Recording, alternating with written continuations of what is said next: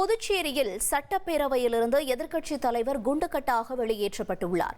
இதுகுறித்த கூடுதல் தகவலை செய்தியாளர் எழில்குமார் வழங்கிட கேட்கலாம். வணக்கம் எழில்குமார், என்ன நிகழ்ந்தது புதுச்சேரி சட்டப்பேரவையில், விவரங்கள் என்ன? புதுச்சேரி சட்டப்பேரவையின் பட்ஜெட் கூட்டத்தொடர் கடந்த மார்ச் மாதம் 10ஆம் தேதி துவங்கி 27ஆம் தேதி வரை நடைபெற்றது. மேலும் 6 மாதத்திற்கு ஒரு முறை சட்டப்பேரவை கூட்டப்பட வேண்டும் என்ற விதியின் காரணமாக இன்றைய தினம் சட்டப்பேரவையின் 2ஆம் பாகம் தொடங்கியது. இன்று காலை சட்டப்பேரவை தொடங்கியவுடன் முதலாவதாக சபாநாயகர் செல்வம் திருக்குறளை வாசித்து அவை நடவடிக்கைகளை தொடங்கி வைத்தார். மேலும் முதலாவதாக இரங்கல் தீர்மானம் நிறைவேற்றப்பட்டது. குறிப்பாக போப் பிரான்சிஸ், கேரள முன்னாள் முதலமைச்சர் VS அச்சுநாதன், ஜார்க்கண்ட் முன்னாள் முதல்வர் சிபுசோரன், இதேபோல் புதுச்சேரி முன்னாள் சட்டமன்ற உறுப்பினர், மேலும் முன்னாள் மேகாலயா ஆளுநர் இல கணேசன் உள்ளிட்டோருக்கு இரங்கல் தீர்மானம் நிறைவேற்றப்பட்டது. தொடர்ந்து அவை உறுப்பினர்கள், சட்டமன்ற உறுப்பினர்கள் எழுந்து உயிரிழந்தவர்களுக்கு அஞ்சலி செலுத்தினர்.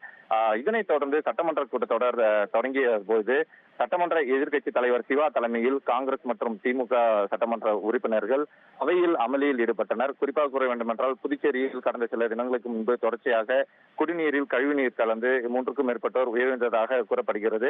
மேலும் மக்கள் தொடர்பான பிரச்சனைகள் குறித்து விவாதிக்க குறைந்தபட்சம் சட்டமன்றத்தை 5 நாட்களாக நடத்த வேண்டும் என்று ஒரு கோரிக்கையை முன்வைத்து கடுமையான கண்டன கோஷங்களை எழுப்பினர்.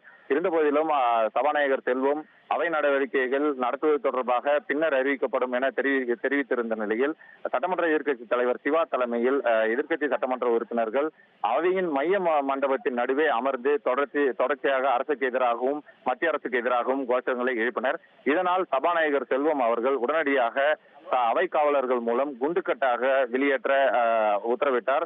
உத்தரவின் அடிப்படையில் சட்டசபை காவலர்கள் எதிர்க்கட்சி தலைவர் சிவா, சட்டமன்ற உறுப்பினர் செந்தில் ஆகியோரை குண்டுக்கட்டாக அப்புறப்படுத்தி வெளியேற்றினர். தொடர்ந்து அவைக்கு வெளியே அமர்ந்து அரசுக்கு எதிராக தொடர்ச்சியாக தர்ணாவில் ஈடுபட்டு வருகின்றனர்.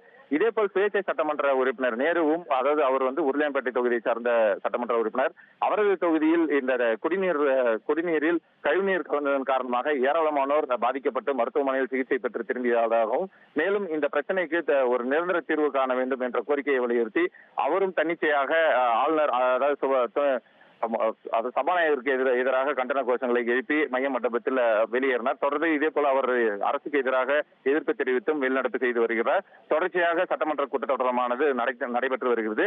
மேலும் இன்றைய தினம் முக்கியமாக, அதாவது அரசு அனுப்பும் கோப்புகளுக்கு அரசு அதிகாரிகள் எந்த ஒரு காலதாமதமின்றி கோப்புகளை தேக்கினால் அவர்களுக்கு நாள் ஒன்றுக்கு 250 ரூபாய் அபராதம் விதிப்பதற்கான புதிய மசோதாவும் இன்றைய தினம் தாக்கல் செய்யப்பட உள்ளது. அதன் பின்னர் இன்றைய தினம் சுமார் ஒரு அரை மணி நேரம் நடந்து முடிந்த பின்பு இந்த சட்டசபை கூட்டத்தொடரானது காலவரையின்றி ஒத்திவைக்கப்படும் என எதிர்பார்க்கப்படுகிறது.